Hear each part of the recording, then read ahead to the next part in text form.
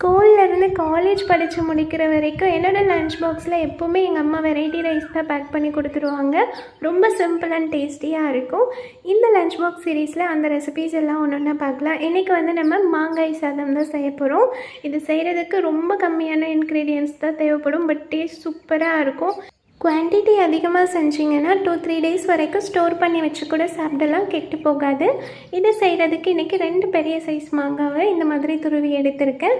ஒரு பாத்திரத்தில் ஆயில் சூடு பண்ணி கடுகு, சீரகம், சோம்பு இதெல்லாம் போட்டு அதை நல்லா பொரிஞ்ச உடனே உங்கள் காரத்துக்கு ஏற்ற அளவுக்கு காஞ்ச மிளகாயை கிள்ளி போட்டுக்கோங்க. கொஞ்சமாக கடலைப்பருப்பு, கட் பண்ணி வச்ச பூண்டு சேர்த்து அதெல்லாம் நல்லா பொன்னிறமாக வந்த உடனே நம்ம கட் பண்ணி வச்சுருக்க வெங்காயம், கருவேப்பிலை சேர்த்து தேவையான அளவுக்கு மஞ்சள், உப்பு சேர்த்து இதை நல்லா வதங்கிய உடனே துருவி வச்சுருக்க மாங்காயையும் சேர்த்துக்கலாம்.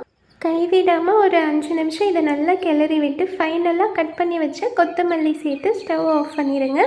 நல்ல சூடான சாதத்தில் இந்த மேங்கோ ரைஸ் பேஸ்ட்டை வச்சு நல்லா கையால் மிக்ஸ் பண்ணி அழகாக லஞ்ச் பாக்ஸ்க்கு பேக் பண்ணி கொடுத்து பாருங்கள். கண்டிப்பாக காலியாக தான் வரும். ஸோ மறக்காமல் இந்த ரெசிபியை ட்ரை பண்ணி பாருங்கள். வீடியோ பிடிச்சா சப்ஸ்கிரைப் பண்ணிக்கோங்க. See you all. Ta-ta.